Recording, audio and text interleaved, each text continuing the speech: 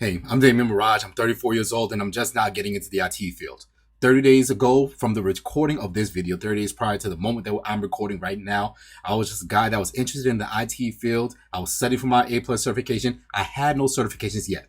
At that time, 30 days ago, I had no certifications. I had no experience in the field. I've never had a job here and I have no type of anything with it.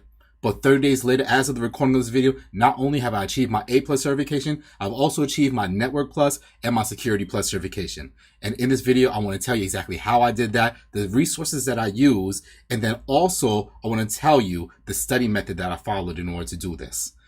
So let's get into that and let's talk a little bit about it. As I said, I have no background in IT whatsoever. I was born in the 80s, and then throughout the 90s is when I grew up and went to school. And during that time, we didn't really have computers on the desks, or it wasn't really anything that was anything special. Throughout my entire elementary school life, I also did not have a computer in the home. That came around the time when I was in 8th grade and I was about to go into high school. But no, I didn't have it. I didn't have computers like that. I wasn't one of those kids that was fascinated by it to the point that I would take it apart and put it together. I'm not saying that I probably wouldn't have been that kid that did that, but they just weren't around in my house. I wasn't around it. This is something that I literally have no background in. So what about a formal education? Did I go through that for formal education? I have to say, no, I did not. As a matter of fact, when I graduated from high school and I went into college, this is around the year 2004, my original major was theology. And theology has nothing to do with tech. As a matter of fact, we studied pretty much what was happening within the Middle East from the year probably 4000 BC to the year about 100 AD. And that's pretty much the study of theology. There is nothing technical about it. It requires no type of tech skills. And that's where I found myself.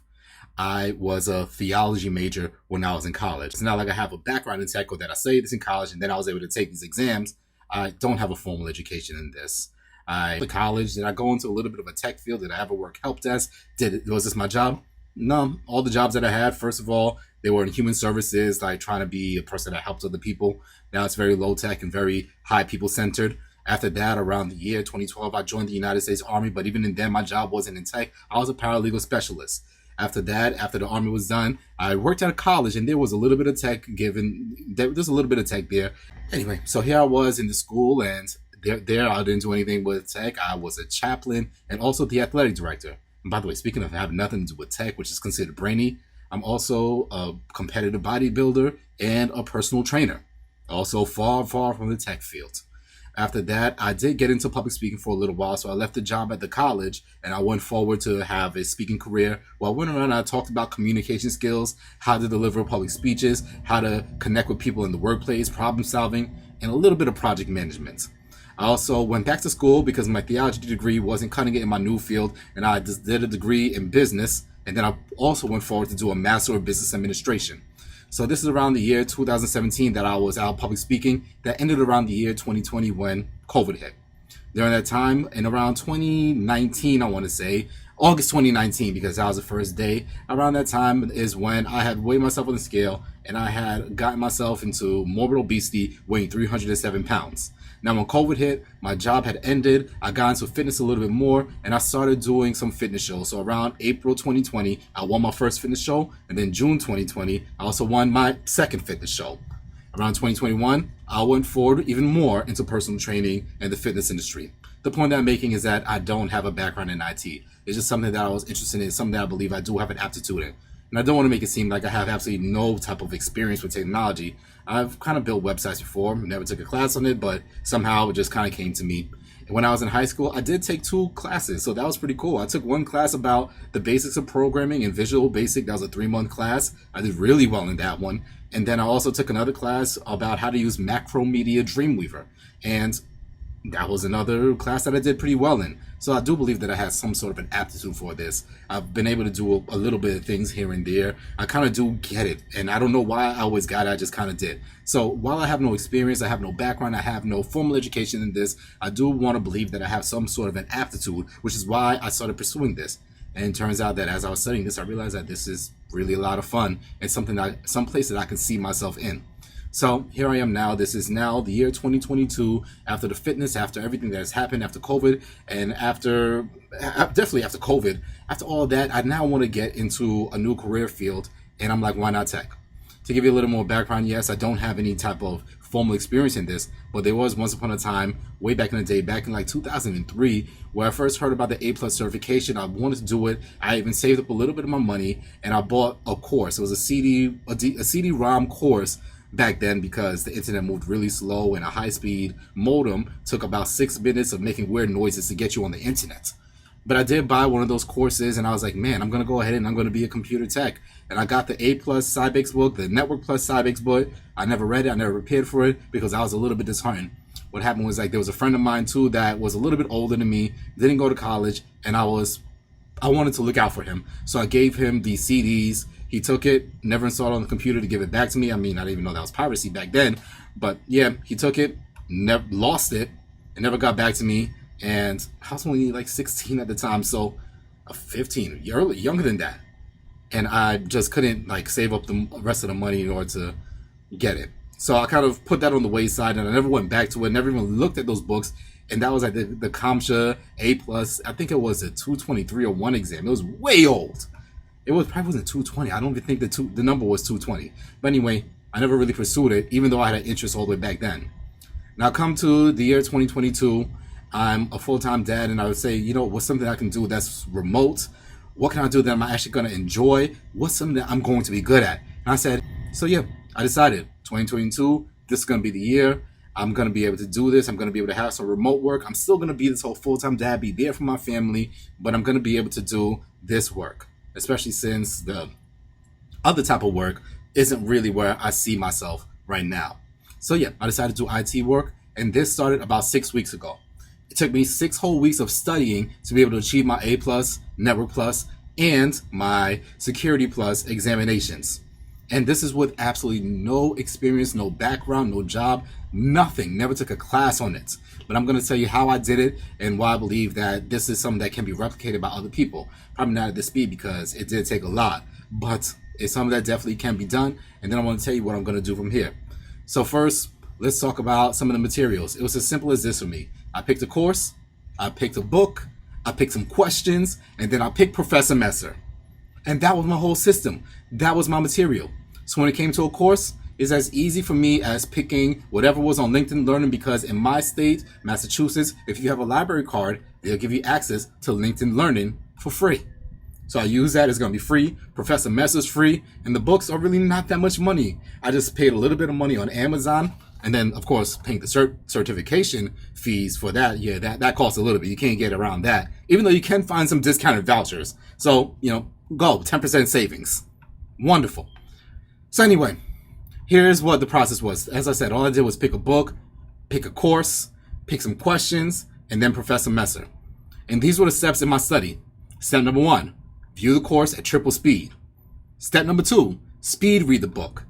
Step number 3, view the course again in triple speed and speed read the book. Now I know you're saying that this is going through really fast. I haven't done any questions yet. I don't even know if I understand the material. You see, for me, I didn't have any experience in this field. So what I wanted to do was to make sure that I had a big overview of everything before I decided to study with it, because I don't have a background in this stuff.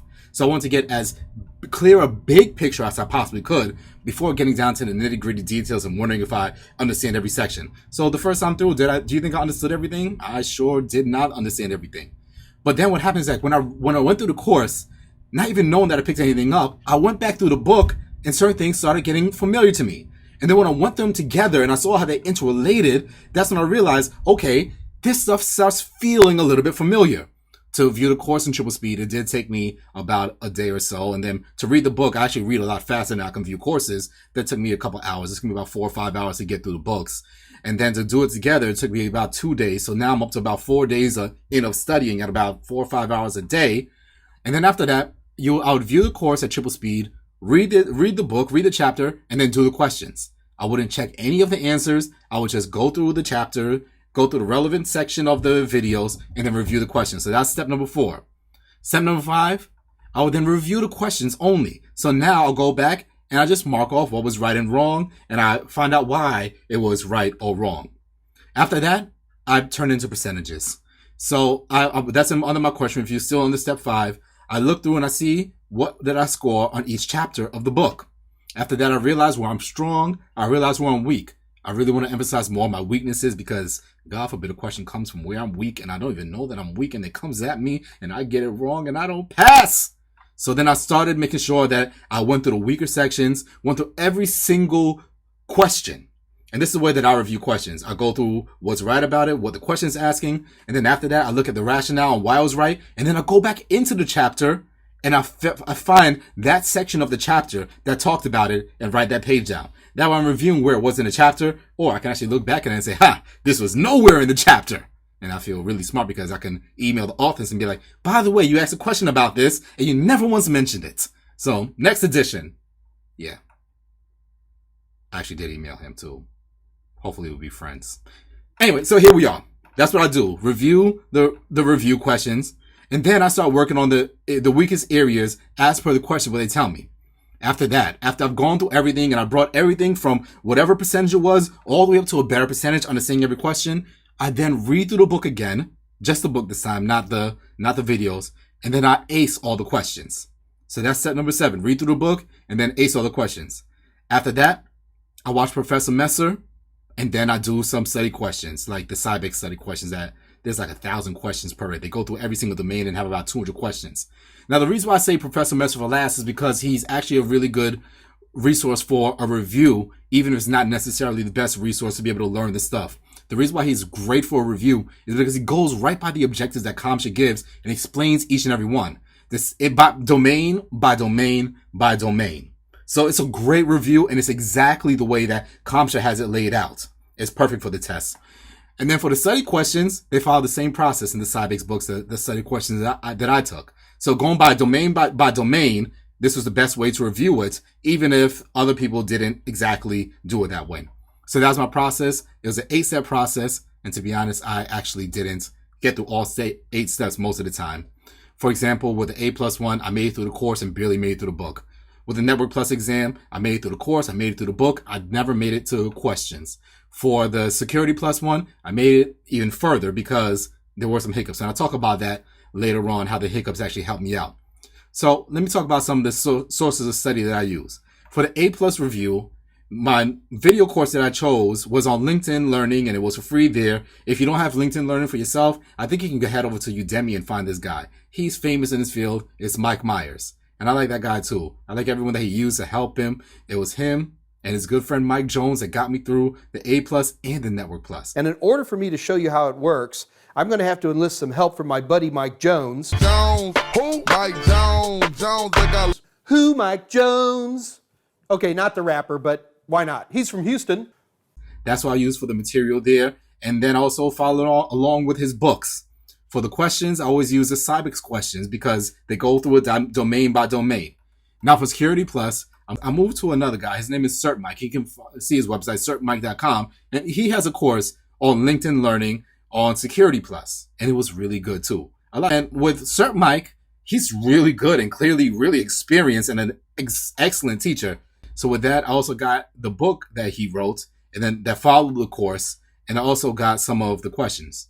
Now, with the Security Plus one, there was a little bit more of a hiccup because I was supposed to take this on Sunday, the test Sunday, May 1st, but my kids ended up playing on the computer and he dropped the mouse. So I wasn't able to use the mouse or use the computer in order to take the test.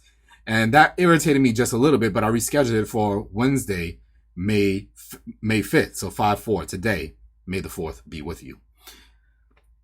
So anyway, because of that, I was ready by the Sunday to take the test. But since I had a little bit more time, on Monday I decided to buy another book that get certified, get ahead book. Lots of people were raving about it when I looked it up. It was only $10 on Amazon. I picked that bad boy up and I read it on the Monday. And after that, I went through a few more questions. And by the Wednesday, I did pass the test. So that's something else that happened. I would have had this done by Sunday and I would have been able to say 28 days and certified, but it's 30. It's officially 30. Well, it's 31 days, but I woke up early in the morning to take this test. So 30 days, all 3 certifications from CompTIA.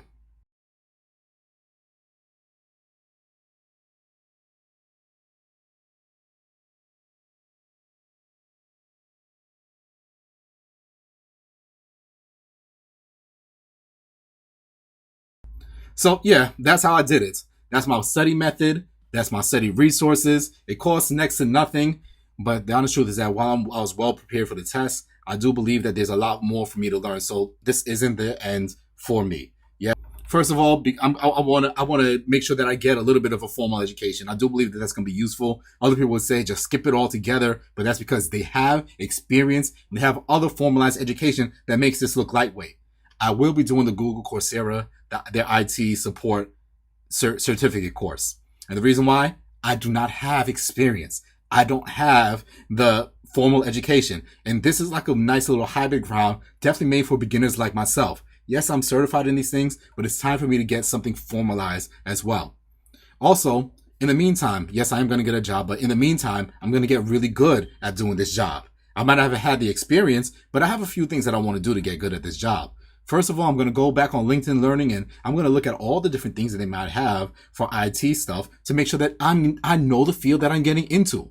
And then I'm also going to watch some of the videos on YouTube from this channel called Job Skillshare. They seem to do a pretty good job in explaining how the field works and what goes into IT. So yeah, I'm going to do that too. And also, I found a few books on Amazon about IT labs. I'm going to make sure that I go through those books as well. I want to make sure that I become good at my job. And one reason why I want to be good is because I know that I'm not going to be working alone. I'm probably going to be working with some of you guys that are watching this video, and I want to make sure that I'm a contributing member of the team. Yes, I might not have all the years of experience, but I want to make sure that when I hit the ground and I hit the ground running, I'm not like a impediment to anybody else that really knows his job and really knows what they're doing, might have a better background, might have a formal education, they've been at this for more than 6 weeks. So yeah, I just want to make sure that I bring myself up to speed as quick as I can, and I'm pretty confident in my ability to be able to learn quickly. The next thing that I'm going to do, in addition to getting good at my job and also getting some type of formal education going, is that I'm going to learn Python. When I was going through the resources, I noticed that this was mentioned a couple of times, especially by Cert Mike's course. And it was also in the book, especially in the secure coding section. I was reading that stuff. I'm like, man, I don't know a thing about code. So what am I supposed to do? And I just know that when I get into the field, I do want to make sure that I'm at least aware of this. It seems to be expected. In addition to that, I will be doing other certifications. Now I know that a lot of people would say, just skip the certifications, just get the experience. But I also want to catch up. And then when you don't have experience, the certifications mean a lot more. You see, here's what happens when you have experience. When you have experience, you do the job, you know you did the job, it went well, you know you have the skill, you can communicate that. But when you're a self-studier with like me, I sat down right here in this very seat to be able to prepare myself for all these exams. You don't really know what you know until someone tells you that you know it. Because I'm not communicating with other people. I'm not seeing what else is out there. And if I am seeing what else is out there, there are people that are so far ahead of me, like Network Chuck and, David Bombal and all these other people that are on YouTube and Josh, that I can't pronounce his last name, but I gave him a link. All these other people that know so much more than me, that makes me feel like, do I really even know this stuff? Now, what the certification does is that it actually tells me that, yeah, you actually do have at least the minimum required knowledge, and you can comfortably say that you have that minimum required knowledge. Instead of just being here like, well, I read about 10 books on this subject. I think I know it. I mean, I know the books, but I don't know if I know the field, because how am I supposed to know if I know the field? So that's what certifications do for people that are beginners. For people that are not beginners, of course, they might be able to skip the certification and be confident because they actually did the job. So we're going to do some certifications moving forward. Well, first of all, I'm going to do the Python Institute, their certificate in Python. I'm going to do that. And it's not that I'm just going to use their resources to study. I'm going to use a lot of other resources. Like there's courses on Udemy. There's this whole Python for everyone. There's things on Coursera and EDX. There's this program that I like called Wondrium. They have a course on Python. I'm going to go through those courses and I'm going to learn my best, but I need to validate what I learn and know that I know that I know. Not that I just watch it and like know that I watch, but did I really miss anything? So I'm going to make sure I do that certification. I'm also looking at the cloud because as I was studying, I realized that a lot is moving into the cloud as far as how work is done. Also, I'm planning on being a remote worker for a good amount of time because I want to be home. I want to be around my kids. I want to be able to have the maximum output. And it seems that the cloud is where I'm going to want to be. So I'm going to spend some time learning the cloud.